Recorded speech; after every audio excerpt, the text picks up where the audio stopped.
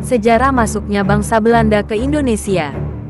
Para penjelajah Belanda pertama kali masuk ke Kepulauan Nusantara pada tahun 1595 dengan 4 buah kapal, 64 pucuk meriam, dan 249 awak yang dikomandoi oleh Cornelis de Houtman. 4 kapal Belanda yang dipimpin Cornelis de Houtman tiba di perairan Banten pada tanggal 27 Juni tahun 1596, tepat hari ini 422 tahun lalu. Sebelum angkat sauh dari Amsterdam, Cornelis mendapat informasi bahwa di timur jauh sana, ada kepulauan penghasil rempah-rempah Nusantara. Pada hari itulah, orang-orang Belanda telah menemukan Banten yang sejatinya hanya merupakan sebagian kecil dari kepulauan rempah-rempah paling menggiurkan di dunia. Praktik kolonialisme Belanda di Nusantara segera dimulai, dan Cornelis de Houtman adalah pembuka jalannya. Dari Banten, rombongan ini melanjutkan pelayaran ke arah timur dengan menyusuri pantai utara Jawa hingga ke Bali. Cornelis menjadi salah satu orang paling berpengaruh.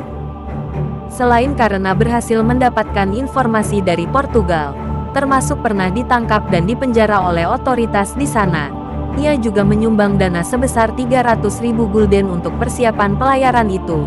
Cornelis de Houtman dikenal sebagai kapten kapal yang bertabiat buruk.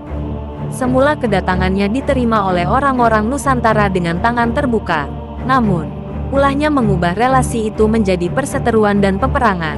Meskipun begitu, rombongan de Houtman berhasil kembali ke Belanda pada 1597 dengan membawa serta banyak peti berisi rempah. Pelayaran pertama Belanda untuk mencari rempah di Nusantara kemudian dianggap sukses. Keberhasilan rombongan de Houtman kemudian mendorong pelayaran-pelayaran lain dari Belanda menuju wilayah Nusantara. Pelayaran-pelayaran yang dilakukan setelah kembalinya rombongan de Houtman dikenal dengan masa Wildevaart, pelayaran tak teratur. Pada 1598, sebanyak 22 kapal bertolak dari Belanda untuk mengikuti langkah rombongan Cornelis de Houtman. Kapal-kapal tersebut bukan merupakan kapal kerajaan, melainkan milik perusahaan-perusahaan swasta Belanda. Salah satu rombongan di gelombang pelayaran kedua tersebut dipimpin oleh Jacob van Neck.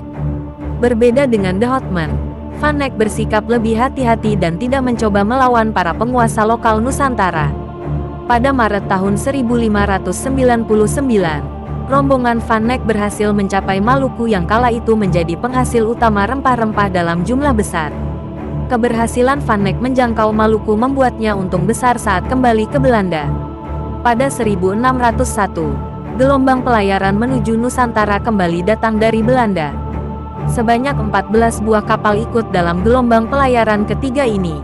Rangkaian pelayaran itu lantas diikuti dengan langkah orang-orang Belanda memonopoli perdagangan rempah di sejumlah daerah Nusantara.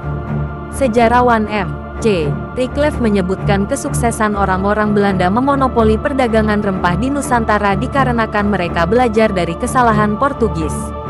Sebenarnya, baik Spanyol dan Portugis mencoba merahasiakan keberadaan kepulauan Nusantara dari bangsa lain di Eropa. Namun, terdapat awak kapal asal Belanda dalam kapal Portugis yang melakukan penjelajahan. Orang-orang inilah yang membuat catatan terperinci tentang seluk-beluk strategi, kelebihan, dan kekurangan pelayaran yang dilakukan Portugis. 3 gelombang pelayaran orang-orang Belanda ke Nusantara membuat terdapat beberapa perusahaan dagang yang saling bersaing di Nusantara. Akibatnya, keuntungan perdagangan rempah di pasar Eropa berkurang.